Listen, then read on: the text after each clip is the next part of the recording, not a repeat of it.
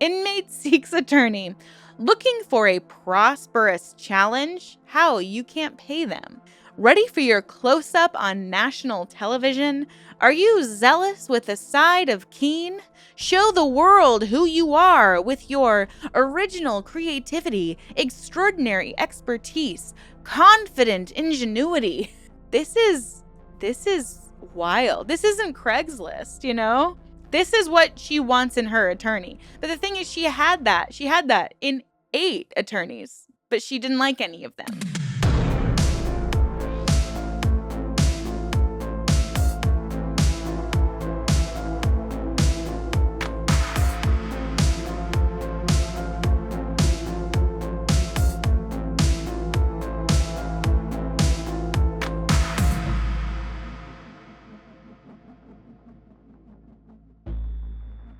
Hello, everyone. Welcome back, or welcome if you're new. My name is Erin, and I am fascinated by all things cults, true crime, and unique spiritual practices. I release a video on one of these topics a few times a week, and sometimes I like to roast these criminals and cult leaders, and that's kind of what we're doing today. So, if this sounds like something you'd be interested in watching on the regular, please consider subscribing. I would absolutely love to have you here. And I'm featuring a teacher's wish list every video this summer. So let's introduce today's teacher. Today's teacher is Tanya, and she shares a little bit about herself. She's a third-year special education teacher in California. She primarily works in a separate day classroom with students that have been diagnosed with multiple disabilities. Right now, my classroom covers kindergarten to second grade. The supplies I am requesting for my classroom are usually not provided by the school district. Any help would be greatly appreciated. Wow, that thank you so much for helping out those special education students. And that's why I do this on my channel, because it's so strange that school districts don't provide teachers with the items that they need to effectively teach children. So this is her Amazon wish list. You're going to find it down in the pinned comment down below for easy clicking. And if you're able or interested, please consider. Of course, there's no obligation. This is just if you have the means to do something and give back to teachers this season. So thank you in advance if you choose to do so. All right, everyone, let's get into this video. I had a different idea for today's video, but then I found out that Sarah Boone wrote yet another letter to the judge, and attached to the letter, she had like an ad for a lawyer. So if you're not fully up to speed on the Sarah Boone case, I did a deep dive recently here, so you can go check that out. But brief overview, this woman literally put her boyfriend in a suitcase during a game of hide and seek, zipped it up, flipped it over so he couldn't get out, and then she recorded him in it, and she expects us to believe that she didn't try to murder her boyfriend. They had a history of violent behavior going back and forth, and she went through 8 lawyers over the last few years, and the judge recently ruled that's it. You don't get any more lawyers. Now you have to defend yourself, or you can hire your own lawyer. Sarah, throughout this process, has insinuated that she's smarter than all of her lawyers or that they neglect her. And she's the real victim here. You know, she's the real victim in this situation, and no one wants to listen to her or fight for her the way she wants to be fought for.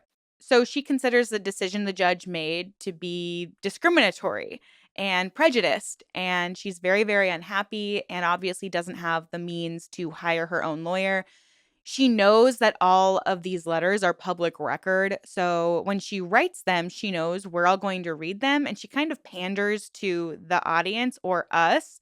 In several of her letters, she's been really like mad that people are talking about her in her case, but is also constantly talking about her fans and how she has all this support. So she literally like attached a handwritten flyer seeking a lawyer to represent her for free. Some lawyers say that, yeah, a lawyer might actually want to do this, whether it's for publicity or out of the goodness of their heart, who knows? But we just have to read this letter together because it's absolutely absurd. I can't imagine it's one of those situations where it's like someone really thinks they did something. Like Sarah really thinks she did something here and she didn't. So, as you can probably tell, this video is going to get a little bit more snarky. We're going to be roasting Sarah a little bit more. So maybe you like this style of video, maybe you don't. I'm not sure, but still stick around because don't worry, I have yet another cult deep dive coming for you this weekend. So let's jump into Sarah's letter. So she addresses this to honorable, in quotes, Judge Michael Kranick, which it's probably not a great tactic to mock the judge right off the bat. I don't know why criminals think that it's appropriate to mock and insult the very person who will determine how long you stay in prison if you're convicted, but that's just me. So she refers to her case number here and then says number 1 on many websites as if like she's the top talked about case ever. So let me know in the comments down below if you've been following this case or if it's brand new to you, because I only recently heard about it, and I think it's funny that she's like, everybody's talking about me. I'm number 1, but there are so many other high-profile cases going on right now. Yes, this has become more sensationalized because of her behavior, but I also believe that it's kind of intentional on her part. This is how she's getting attention now. But let me know if you agree or disagree. Judge Kranick, where's my discovery? I'm still waiting for you to provide me with the contents of what former attorney Cashman supplied to you and the court at the surprise status hearing held in secret on June 28th, 2024 at 1:30 p.m. Your designated clock of unfair judgment ticks empty and incessantly while waiting for you to deliver. As usual, it's in your favor. In your nonchalant, relaxed, unconcerned attitude of me to receive, you are robbing me of precious life saving time to fully and properly defend myself, on top of my already and still being violated constitutional rights and being forced to represent myself based on false information. It wasn't really false. 4 out of her 8 lawyers said that she's incredibly difficult to work with. The other 4 had some kind of conflict of interest or scheduling conflict. And multiple of those lawyers who left because of those irreconcilable differences stated that nobody will be able to represent Sarah the way that she wants to be represented. She was calling and contacting her lawyers incessantly. She allegedly wanted them to use a strategy that just wouldn't hold up in court and then would get mad when they were like, we're not talking about this anymore, which according to other lawyers I've followed who have been following this case very closely, the lawyers are communicating in a very, succinct, direct manner. And it sounds like Sarah wants to be like coddled a little bit. And the lawyers I've been following who have been talking about this case say, yeah, they're not doing anything unjust or wrong. They're just saying that's not a viable defense for you. So we're not going to use that. And then Sarah doesn't like that and complains and then writes a really long letter to the judge.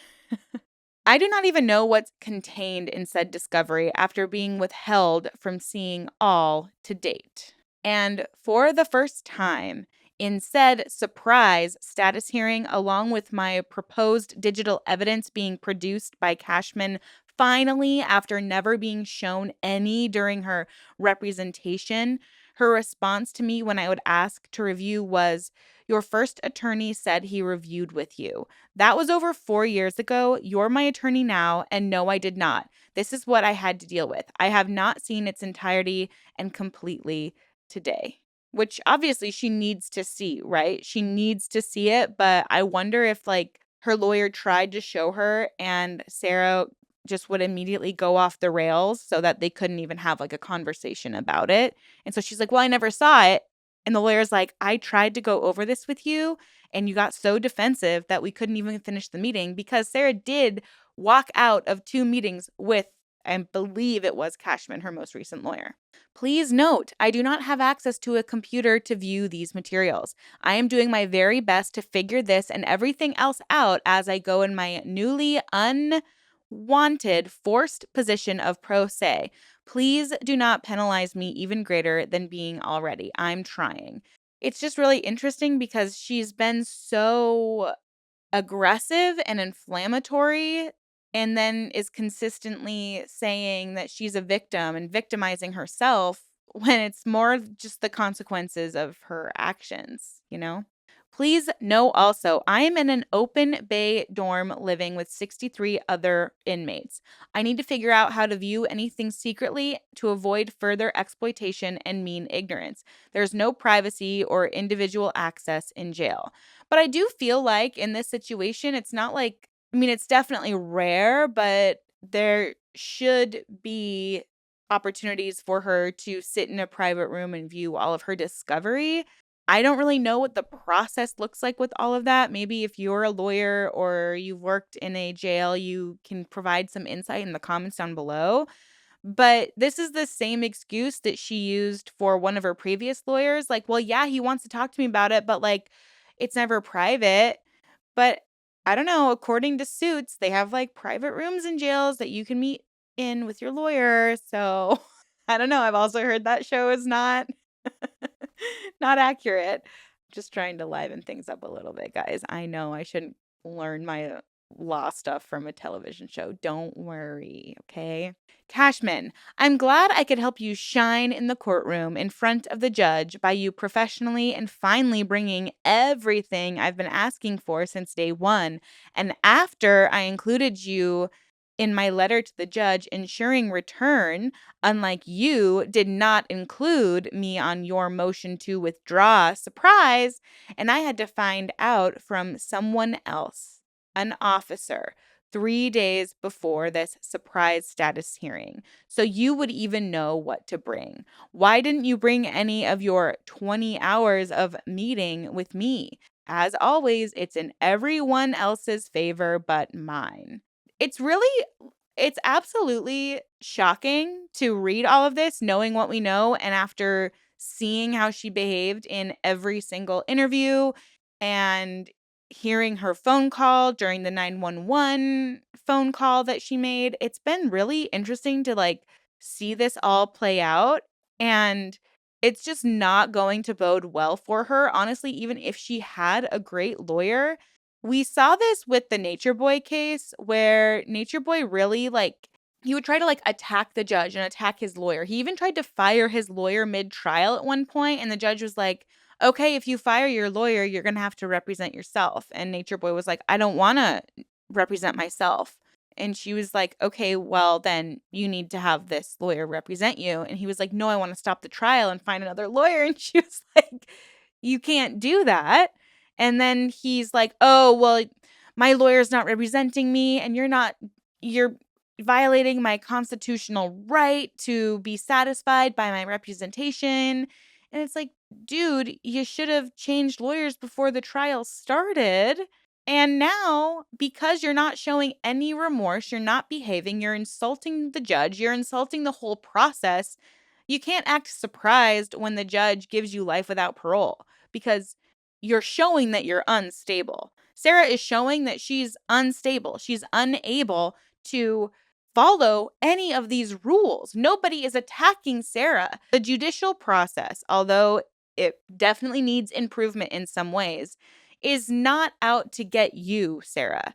The process is being moved through in the most professional way that these people have, and the thing is, these people have been doing it for years, and you think you know better than them because every time they bring you a solution, you don't like it because it doesn't mean you're going to go walk free, because most likely you're not going to walk free because you told multiple cops that you were the one that locked your boyfriend in a suitcase. And then you lied and changed your story multiple times regarding the details of the night of the murder or death. So this is all on you, babe. This is all on you. The system isn't out to get you. You're digging yourself a hole with all of this behavior.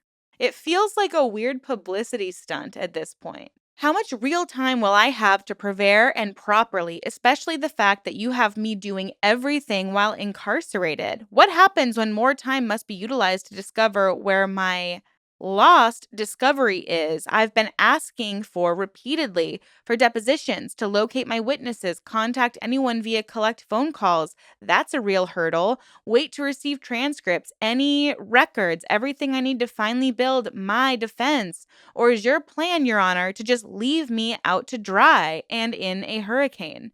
The thing is, she was warned when she had her seventh lawyer. Like, if you keep doing this, you're going to lose your right to a counsel being provided for you.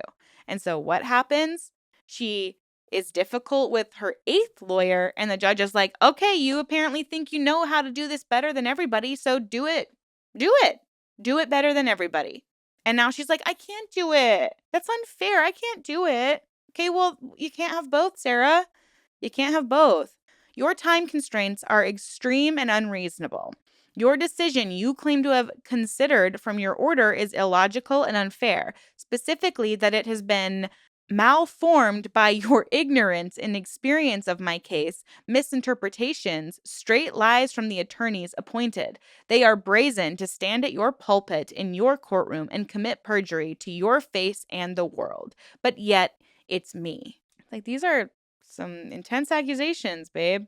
It is my belief, and from your order, that actions speak louder than words. The court is sabotaging me, forcing me, pressuring me, setting me up for failure. You did this to yourself. Your very first lawyer, I believe, had the suspicion that you would continuously be difficult to your lawyers to keep trying to delay your trial. And now that they're like, there's not going to be a continuance, no matter what, you're representing yourself. Congratulations, you've exhausted us of all other options because we're not going to keep doing this. And she's like, no, you held to your word. You warned me that this would happen, and then it happened. And now it's your fault that I'm in this situation. No, this is delusional. If any of the prior attorneys would have included, cared, collaborated during their time of representation, you not being brainwashed, impartial from believing everyone over me, and implementing your intricately misconstrued, unfair order formulated from, I would not be writing you another letter, would I? Which is funny because this judge also told her, like, I'm not reading your letters. I'm not obligated to read your letters. In the meantime, while your clock ticks ceaselessly and loud as I wait for you to deliver anything, even more fingers are noticed. They really do point back, and I am defending myself against your inaccurate, libelous, I can write letters to order. Please, would you post my included document in your break room, wherever you think it might be seen and understood, unlike me in your courtroom? I like how she's like, I'm going to insult you, insult you, insult you. Can you do me a favor and post my ad for a lawyer in like the break room of the courthouse so like lawyers can see it? What? This is like the game of F around and find out, you know? It's wild. How about by the copy machine where your, I don't know if that says essays, JAs, should have made me, the news crews, court TV, professional YouTubers, and photographers, the world, a copy of the notice of hearing where all aforementioned improprieties occurred and then some, including the drop off of my case materials, said order being ordered, and me being pulled by my uniform to exit your courtroom while still trying to speak and defend myself against all the mayhem and chaos, especially the surprise of even being there, unprepared and without notice. Oh, wait, my posting everything supposedly is public record, and there is no notice at all. Another, it's in your favor moment. It's a group effort. Saboteurs. Surprise! I shall return. Nothing is impossible. Believe. Hopeful, grateful, waiting. Thank you for posting. Remember, please, Judge Kranick, fair, neutral, impartial. You must be, always. I can do all things through Christ strengthens me. Philippians 4:13. Now to the main event, her job posting. It's going to feel like a 1920s flyer that gets like posted on a telephone booth or something. And the thing, she had to handwrite it. I understand. It looks great. She put time into it. Like, here it is. Let's just go for it. Inmate seeks attorney. Wow. Okay. Oh, man. Inmate seeks attorney. Looking for a prosperous challenge? How you can't pay them. Ready for your close up on national television? Are you zealous with a side of keen? Show the world who you are with your original creativity, extraordinary expertise, confident ingenuity. This is wild. This isn't Craigslist, you know? This is what she wants in her attorney. But the thing is, she had that. She had that in 8 attorneys, but she didn't like any of them. Godspeed to whoever decides to represent her, if anyone does. I will be floored if someone does, but other lawyers are saying that it's a possibility. Qualifications must include being trustworthy, honest, passion driven, open minded, exceptional problem solving skills. She's like, I have a problem. It's called I murdered my boyfriend in cold blood, and I might have to go to prison for the rest of my life. This is the problem I need solved. I need you to help me, please. You got to be open minded, though. You got to do things my way. Client inclusion at all times, team orientation, collaboration. Extreme efficiency in listening, communicating, understanding, dedication to success, possessing a winning mindset, capable of excellence in representation, committed, maintaining faith in the client and case with the ability to think differently, overcome all circumstances. She wants somebody that will guarantee her a win, which in any court case it's impossible to guarantee a win, especially because you're going to be facing a jury, most likely. So they're going to be the decision makers. You need your great representation, but you could have the best representation in the world, but if the jury thinks that you're guilty, you'll be found guilty. Epic opportunity awaits. Do you want to be my 9th lawyer? Because I'm so difficult to work with that 8 other lawyers want absolutely nothing to do with me. And I was so unruly in court that the judge said I had to represent myself. So now I'm desperate. That's the epic opportunity. Yikes, Sarah. Yikes. And at the very end, she says, invest in the oppressed. Believe. Invest in the oppressed, sweetie. I don't think you're oppressed. This is wild. Even on the envelope, she wrote honorable in quotes. I just don't see how this is helping her in any way. It must be that like narcissistic quality where you just really think you can do no wrong and you really believe that you're innocent and you really believe that everyone else is out to get you. There's like absolutely zero ability to check in with yourself, to take accountability, to show any empathy. Everything is about her, her, her, her, her. When in actuality, it's like, yeah, a lot of people have tried to help you, Sarah, and you didn't want their help. You didn't accept their help. So what do you expect all of them to do? What do you expect all of us watching to do? I'm so curious if someone is actually going to represent her for basically free. That will be very, very, very interesting. Maybe if a lawyer wants publicity and thinks that he can, manipulate the system somehow. I don't know, but what do you guys think? Do you think that she's valid or do you think this is absolutely unhinged? Because to me, this feels like really unhinged, really delusional. I would love to see how someone diagnoses her because what a fascinating case study. This woman is, I don't think I've ever seen someone like this before. She is like devoted to this delusion. Like, this is shocking to me. It's absolutely shocking, but it's also the same type of person that we cover in a lot of these videos, these cult leaders that think that they can do no wrong. They think they can manipulate and victimize themselves out of every situation, and that if they attack other people, then other people will be inclined to do them a favor. Like, what does Sarah think she's going to do? That the judge is going to get this letter that's basically insulting him and his decision-making skills and be like, oh, oops, you know what, Sarah? You're right. You're right. Let me just get you a 9th lawyer for you, babe. No big deal. Let's get you all that discovery. It's like, I would be shocked if all 8 of her lawyers failed to show her discovery. All of them failed. to do the due diligence required of being a lawyer.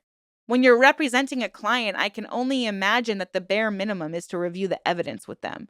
So for her to complain that all of her lawyers refuse to talk to her about her evidence and show her discovery, I mean, that's part of why you want representation, is because they know how to interpret all the documents. So just because you want to interpret them a different way and you get mad and leave the room when your lawyer says, no, we have to do things this way, this is our best possible defense, that doesn't mean they are not showing you discovery or not being fair to you.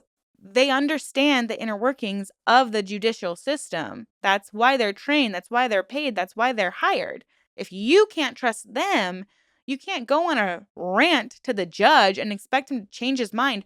You're only proving to him that he made the correct decision in making you represent yourself or find a different lawyer. But I mean, it would be hilarious if she did get other representation and then they also quit. It would, it's crazy. What a crazy situation. And the thing is, I think, and I said this in my previous video about this situation, what's most frustrating about this is it's taking away from focusing on the victim. Somebody died. Someone died because of you. And all of this behavior is distracting the court, the public, all of us from the real issue at hand, which is you killed somebody. There is a family grieving out there. And yes, there is the argument that he was violent and a dangerous person to you. But that doesn't justify what you did in the end. Because according to your own interview, you said that everything was great. The day was great. You had fun together. You had had the best day you'd had in a really long time. And then this horrible accident happened. So which is it, Sarah? Were you scared for your life and that's why you put him in the suitcase? Or were you being malicious and you tricked him into getting in there knowing fully well what your own intention was? Because you can't have both. It'll be very, very interesting to see how this turns out. I am very much inclined to go live during this trial because I feel like live reacting to this could be crazy and pretty entertaining, if not for you guys, just myself. But let me know if you would be interested in something like that. So yeah, let me know, guys, what your thoughts are about this. This is truly, I'm sometimes at a loss for words. So thank you so much for joining me here today. Please don't forget to check out our teacher's wish list in that pinned comment down below and have a wonderful rest of your week. Please stay safe out there. Always ask questions and always stay skeptical. I will see you in my next video very, very soon. Bye, y'all.